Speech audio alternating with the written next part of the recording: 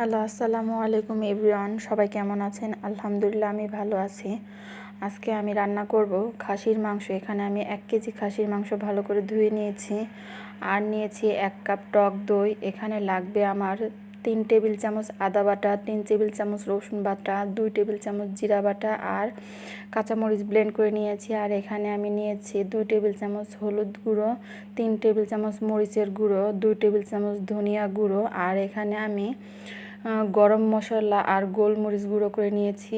আর নিয়েছি কয়েকটা আলু কেটে নিয়েছি। আর ওখানে আমি 2 কাপ পেঁয়াজ কুচি করে নিয়েছিলাম। আর আমার খাসির মাংসটা রান্না করার জন্য লাগবে টমেটো সস, সয়া সস। এখন আমি একটা হাঁড়িতে তেল দিয়ে দিচ্ছি, এর মধ্যে কয়েকটা তেজপাতা দিয়ে দিলাম, দিয়ে আমি পেঁয়াজ কুচিগুলো দিয়ে দিচ্ছি। যেহেতু খাসির মাংস, এখানে এর জন্য আমি পেঁয়াজটা একটু বেশিই দিয়েছি। এখন আমি বাকি মশলাগুলো দিয়ে দিচ্ছি, রসুন বাটা, জিরা বাটা, আদা বাটা আর কাঁচামরিচ ব্লেন্ড করা কাঁচামরিচ দিয়ে আমি এখন মশলাটা নাড়াচাড়া দিয়ে নিব।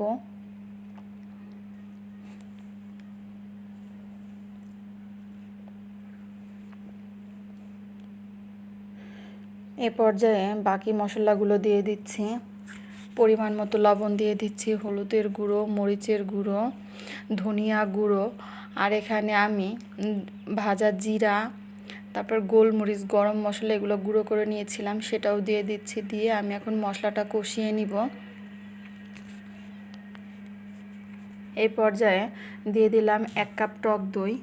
অবশ্যই টক দই দেওয়ার চেষ্টা করবেন। সামান্য পরিমাণ পানি দিয়ে আমি খাসির মাংসটা দিয়ে এখন মশলাটা কষিয়ে নিব।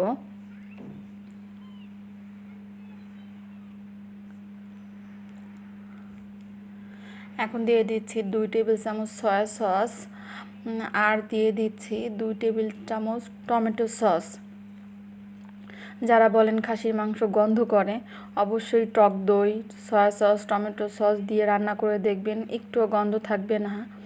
খাসির মাংসটা যখন কষানোর শেষ পর্যায়ে, তখন আমি এতে আলু দিয়ে 2 টেবিল চামচ সরিষার তেল দিয়ে দিলাম। এটা চাইলে আপনারা স্কিপ করতে পারেন। আর এর মধ্যে দিয়ে দিচ্ছি আলু, কেটে রাখা আলু। আলুটাও আপনারা না দিলে পারেন, বাট আমার বাসায় বাচ্চারা খায়, সেহেতু আমি আলুটা দিয়ে খাসির মাংস ভালো করে এখন কষিয়ে নিব।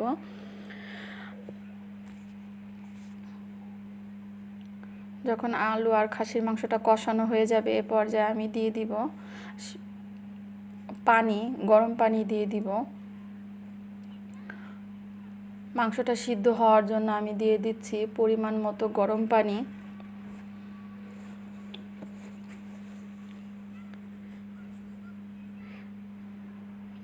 এখন আমি ঢাকনা দিয়ে ঢেকে দিব আধা ঘন্টার জন্য।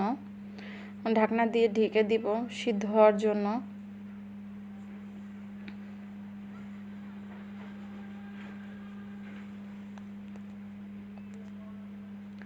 এই তো আমার রান্নাটা প্রায় শেষ পর্যায়ে।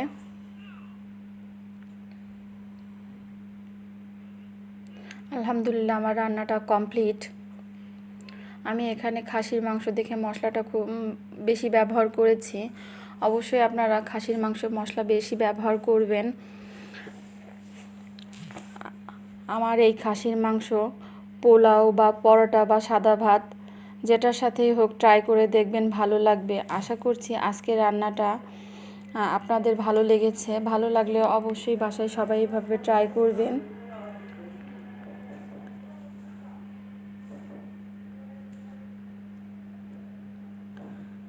সবাইকে অনেক অনেক ধন্যবাদ আমার ভিডিওটা দেখার জন্য। সবাই ভালো থাকবেন। আল্লাহ হাফেজ।